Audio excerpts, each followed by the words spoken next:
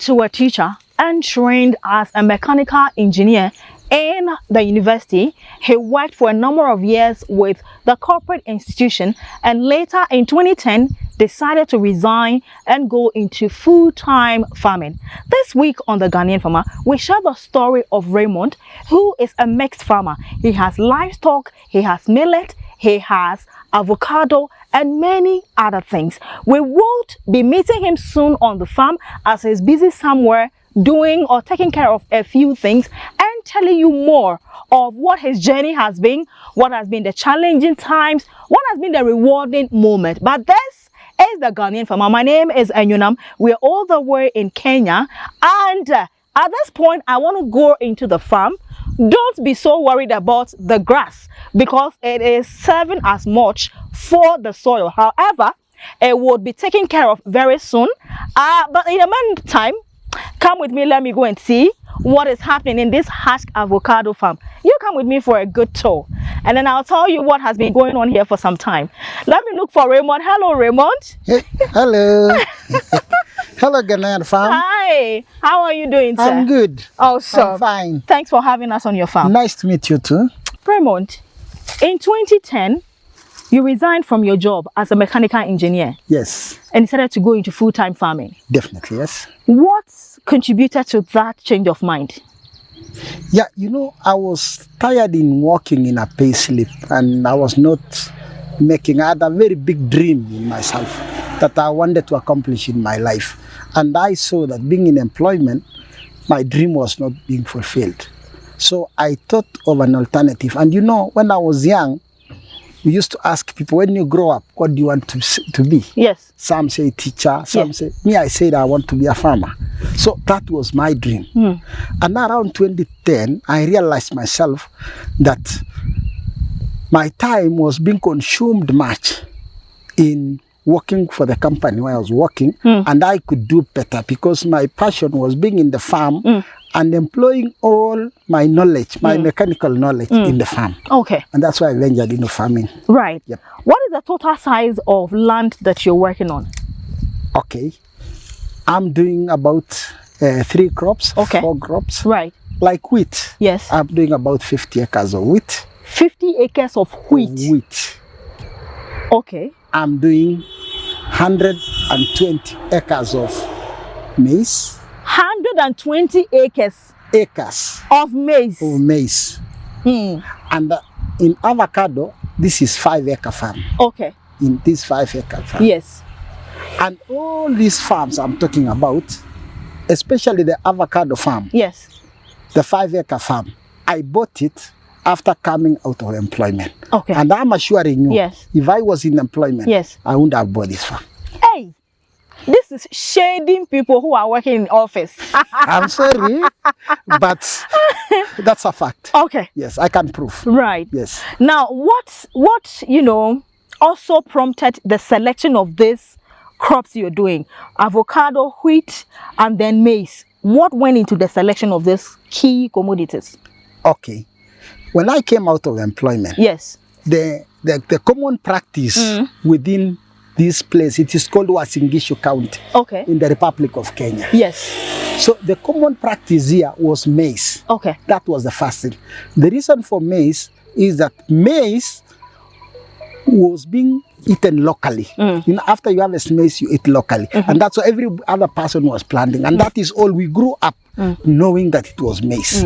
So I started with maize. So maize, avocado, wheat. Yes. What went into the selection of these 3 crops?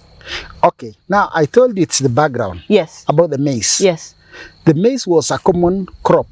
When I grew up, maize was all over. And the reason why maize is that families were, the consumption of maize was like in every family. Okay. So that was why maize was there. Right. So I ventured into maize. Okay. Maize, I came with ideas that people are using one breed.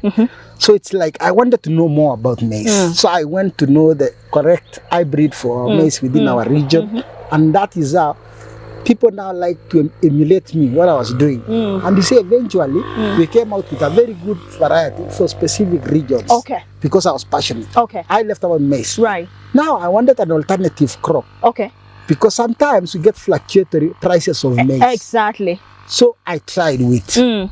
Wheat management was a little bit problematic, but because I was a mechanical engineer, I understood because most of the work in the wheat is mechanized. Okay. It's mechanized. Okay. You don't do manually. You spray manually with a mechanical system. So I tried wheat. It worked for me very well. So there is a time in our republic here in Kenya that the prices of wheat and maize were not doing very well. Okay. And now there was a campaign, and that the avocado, and especially a variety called Hass, can be exported abroad. Yes. And that is what challenged me, and I thought I should be among the pioneers. Hey, Raymond, you like money. You have to be there. The pioneers of those who are going to start producing other people will be coming, and will have gone ahead. Okay. And around 3 years ago, that's around 2020, 2022, I ventured into avocado. Okay. So actually, I acquired this farm, and then I decided it is going to be called Elcado Farm. Elcado Farm. Elcado. Okay. Yes. All right. So now let's focus on the avocado farming. Yes. So first off, if I am going to lease or buy a land for avocado farming, what soil tester do you recommend I do or look for before buying? Okay. You know, our soils varies from avocado. You don't have to do avocado in an acidic soil. Okay. Acidic soil. What soil do you need? The type of soil that is good for avocado is called loam soil. Loam soil. Loam soil. Not clay soil, not sandy soil, but loam soil. Right. The reason for loam soil is that there is a retention of moisture. Good retention of moisture. And then also you have to test the acidity of your soil. If there is too much acid, beyond 5.7, you can lime it. Okay. And you have a good quality of soil. Nice. So after identifying this, doing my soil tester and confirming this is exact soil I need for my avocado planting. Exactly. You take me through the activities you do with the soil or the land before you come for the planting. So after you have identified what you need to do, the first thing you will do is to till the land. Okay. Just till overall the land. Yes. Remove all the weeds, make the land to be cleared and to be ready for planting. We have specific measurements that you have to understand. Right. For the spacing of the avocado. Yes. The spacing is 7 meters by 7 meters. Okay. Because this tree is going to grow wider. Yes. So if you plant it closer, the space will be no more and the production will reduce. Okay. So you consider about the spacing. Yes. The second point is the holes you drill for planting your avocado. Okay. It should be 2 feet by 2 feet going down. Yes. And make sure that going 2 feet, the maram soil is far from you. Okay. If the maram soil is closer, you go more deeper. Okay.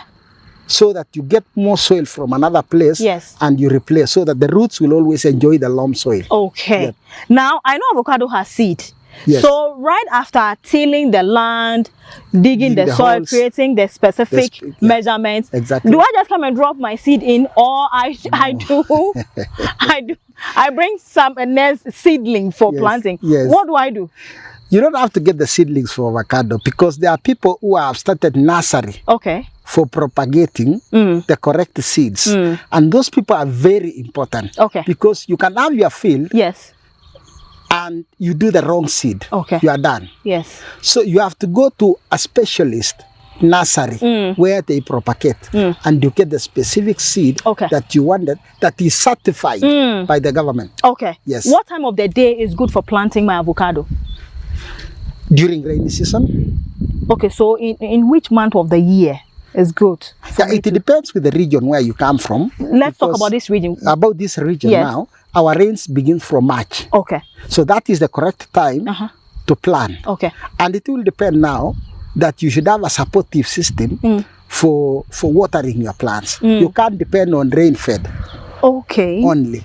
You must have a supportive way, like you have a tank. Okay. So that during dry season, you can still water your crops. Ah. Yeah. Okay. So by January, February, I have to prepare my land, waiting for the rains. Waiting for the rains in March. You plant. You plant in March. Okay. So that young plant can be rain fed up to somewhere in September. Okay. Yeah, you have a lot of months there. Right. Yep. Okay. Do you do purely this organic farming, or you do a bit of organic and then fertilizer? Like this farm, yes, honestly speaking, because I have a small dairy, yes, so we collect the cow manure, yes, and the goat's manure, yes, and the chicken manure. Yes. I have that in stock. Yes. And I hope you'll have time so that I can show you the bank, the manure bank. Yeah. I have the manure bank somewhere. Right, it will be good. We can check it out. Yeah, yes, in the farm. So that is the manure that I use. I've never used artificial fertilizer. But other farmers says no big farmer can use organic manure for farming. I think it is because of procurement of organic manure. Okay. But like me, yes, my cows are in zero grazing. Right. And you know, in zero grazing, you can easily collect the manure. Yes. Because they are concentrated in a very small area. Okay. So all the manure are in the same place. Okay. I have machinery. Right. We put them on the machinery. Yes. We decompose them and we use. Okay. Now you tell me, after planting this little seedling, how long will it take the avocado tree or plant to start, bringing flower before followed by the fruit? Exactly. Like this tree now we're talking about. Yes.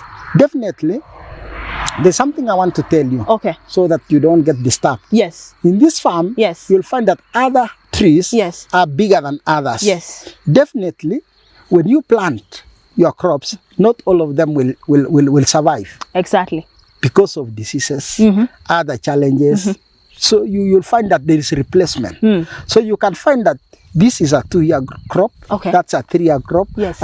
But specifically now on this one, this is a 3-year crop. Okay. Yeah, this is a 2.5 moving towards a 3. Okay. So you need about 2 years to 2.5 years to get it flowering. Okay. Yes. Okay. Before followed by the fruits. Okay. Yes. But within that period, within that 2.5, 3 years, then you start, seeing your fruit. Yes. What are some of the agronomy practices you have to be doing to maintain the crop in a proper standard? So the first thing you have to ensure is that we may not be doing so well because there was intercropping here. Okay. But you have to clean. You don't have to have any bush around within your crops. Okay. Because the infestation of diseases comes from the bush within. Okay. That's the first one. Yes. The second one. Yes. This is a place whereby I can say you need to spray some specific chemical elements that will help the formation of your fruit. Okay. That is the very important one is copper. Okay. Your spray has to have some contents of copper and zinc. Okay. Those ones are very important when your crop is growing. Otherwise, avocado does not have a lot of challenges. Okay. Yeah, it does not have a lot of challenges. Now, I realized when we're taking a walk, you created some form of, I don't know if it's a bed or basin, at the below the plant or around the plant. Yes. What is the purpose of that? What is it helping the plant? Yeah, the reason why we create this basin is, the first reason is for collection of water, for moisture. Okay. So you see now when it rains, the basin is able to hold some water. Okay. And during the dry season, we can do mulching and there is a lot of water which is covered in your basin. Right. That is the first one. Okay. The second one, now we told the age of your leaves is the distance of your roots. Yes. Okay. The age of your leaves. Yes. If this is my leaf, the roots of this plant is here. Is all the way here. And all round. Okay. So now what we do when we come to put manure, we normally top dress along the edge of the roots, because that is where your root, the edge of the leaves, because that's where your roots are. Okay. Okay. So it means that when I'm bringing the manure to the plant, I have to take it around. All round. So that each root can be saved. Okay. Exactly. All right. So you tell me, when you start finally harvesting, is it weekly or monthly? And averagely, how many fruits will each plant produce? Okay. Now we've come to the marketing. Yes. You've been surveying your field. Yes. Your fruits has been growing. You've been managing. Yes. Now you have very beautiful fruits Yes. in your tree. Yes. You know, the best thing with avocado is that we have an export market for this avocado. Okay. This avocado are being bought by Australian people, Okay. the British people, the Americans. So these things are taken abroad. They are So not that is consumed here. that is the first advantage. So this is the first time you are going to enjoy a dollar or a pound. You know, being a my proud team is farmer, grateful that Raymond will give us some dollars. Yeah, you get some dollar or Yes. some pound here. Thank you. So now, Yes. if your fruits are very good, we have those agents that buys and export them. You know, you cannot be a farmer and an exporter. Of course. So you have those agents. Okay. So we have avocado farmers group, Okay. and we have our own WhatsApp group. Yes. And in that WhatsApp group, we exchange our experiences, challenges, marketing strategies, and other things. So you just advertise there that your avocados are ready. Ready. And we need a buyer. Okay. So buyers will offer their prices. Right. Normally for export, it's Yes. 90 shillings a kilo. Okay. 85 shillings, 90, it depends on the season and the availability. Okay. So when the demand is, it's the law It's of high. the law of supply and demand. So you get an exporter coming to your farm. Now I've trained people in this farm who are Yes. working, including the worker we saw in the farm. Okay. They know how to harvest. There are Okay. specifications for harvesting Yes. for avocado, Okay. for export. Yes. So when they harvest for export, Yes. then they measure. So like you asking me a question, Yes. a tree like this one Yes. can give you about 100 kilos. 100. Yeah, that is 5 crates of Okay. 20 kilos. Wow. That's 100 kilos. That's a lot. So 100 kilos Yes. by 90 shillings.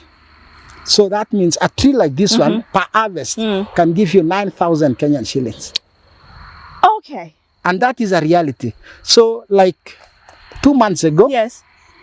I can show you pictures in my phone. One exporter came here, we harvested, and then I had 2 tons. That is 2,000 kilos of avocado. And that was my first harvest. So we measured the kilos, Yes.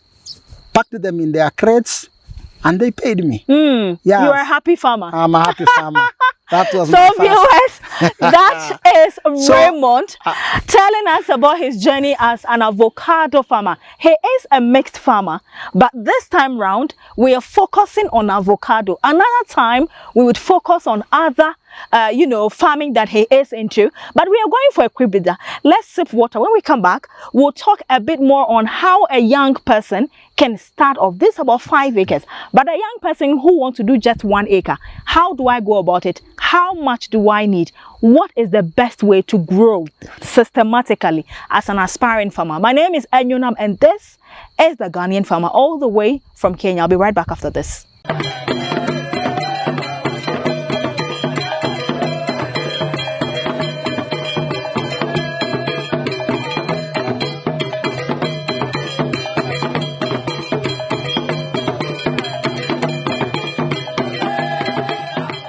Alright, so thanks for staying. If you're just tuning in, you're watching the Ghanaian Farmer all the way from Kenya, and our focus today is on avocado. But this gentleman, or this farmer, Raymond, is a commercial farmer with over, I dare to say, 200 acres of farmland, but here is just 5 acres for avocado and purposely for export market. Yes. Now, Raymond, the way you've been narrating this sweet journey, Yes. are you trying to tell me there hasn't been any setbacks in this 14 years as a farmer? A lot of setbacks. What are some of these, and how did you dealt with it? And you know, we don't allow setbacks to take us back. Okay. We fight with the setbacks. Hey, you face it head on. You face it head on. Okay. And you overcome. Right. Yes.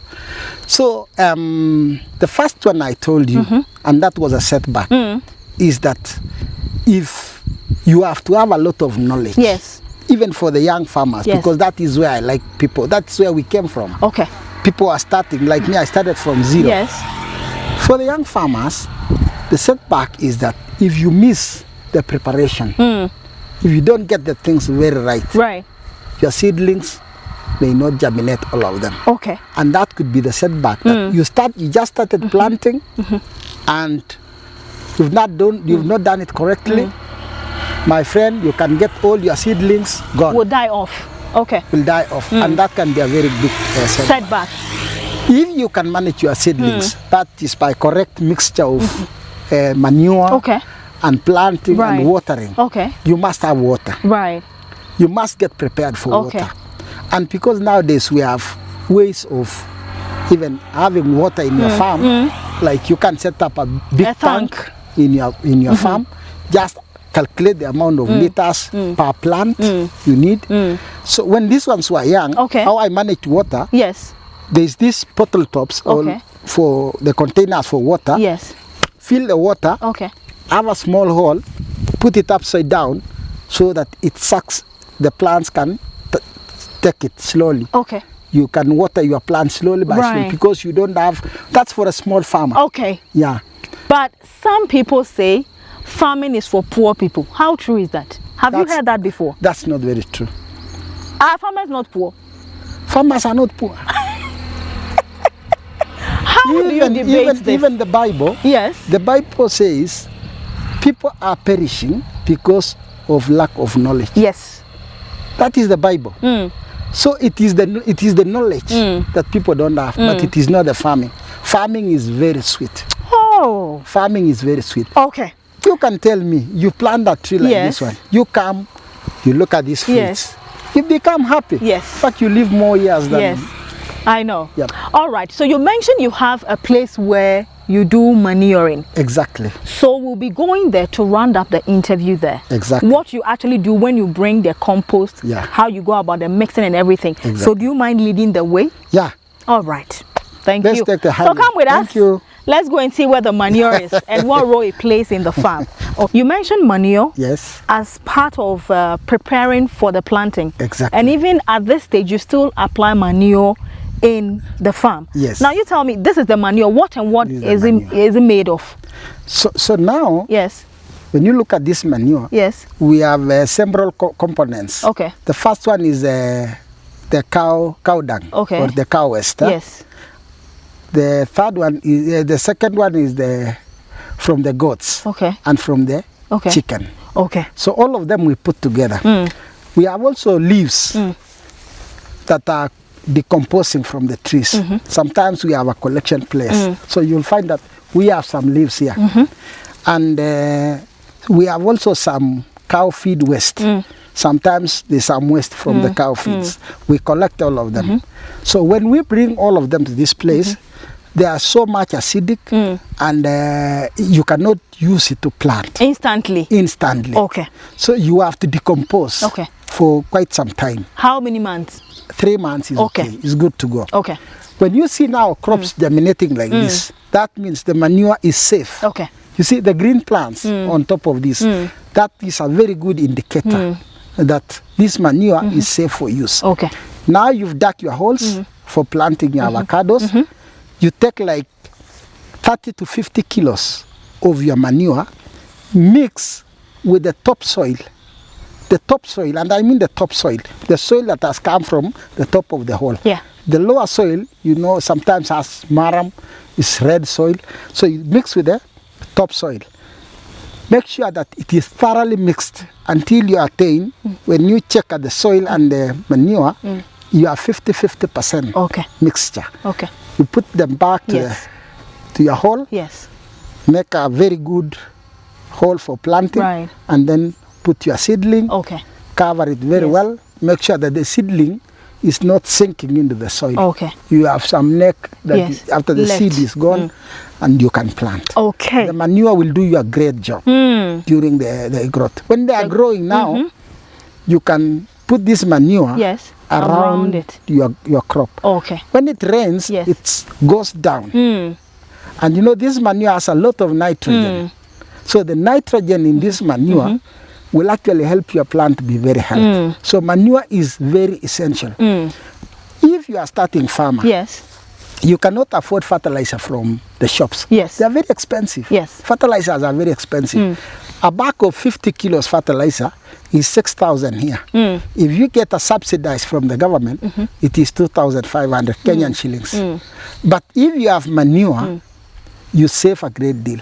So for small starters who are starting, I would encourage that when you have small dairy, small chicken, and you collect those ones, they are very important. Okay. Yeah. It will go a long way to help you. Yeah, to help you and reduce the cost. Okay. Yeah. Of the farming. Of the farming. Right. Yeah. Are your children interested in farming?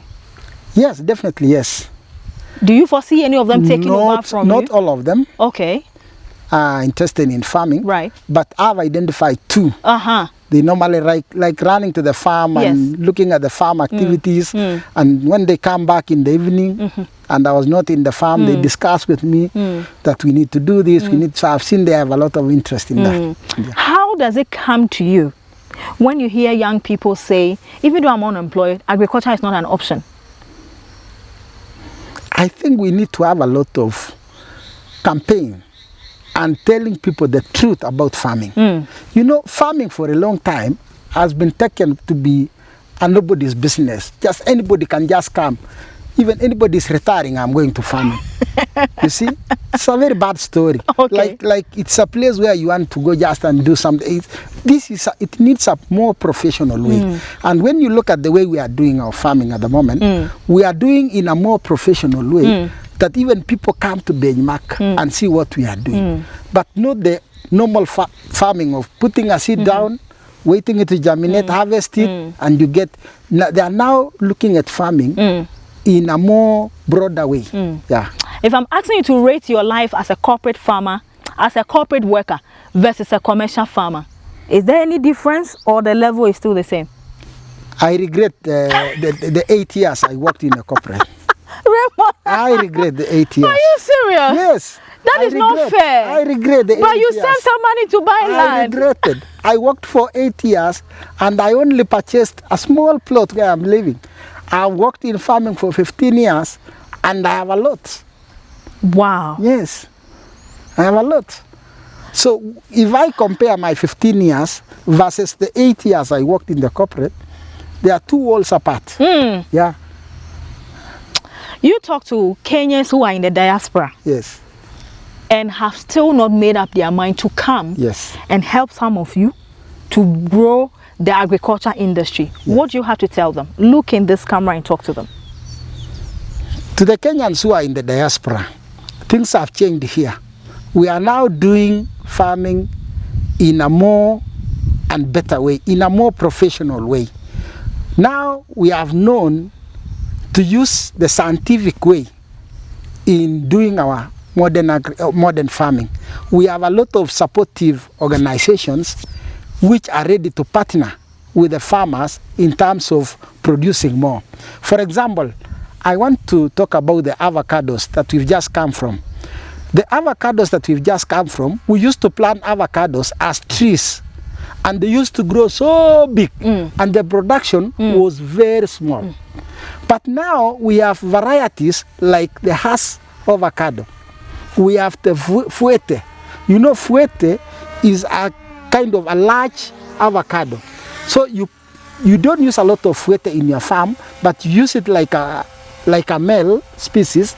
You intercrop like few of them in your farm. So during the pollination, they can also increase the size of the Hass avocado. And those are the technologies we are thinking about.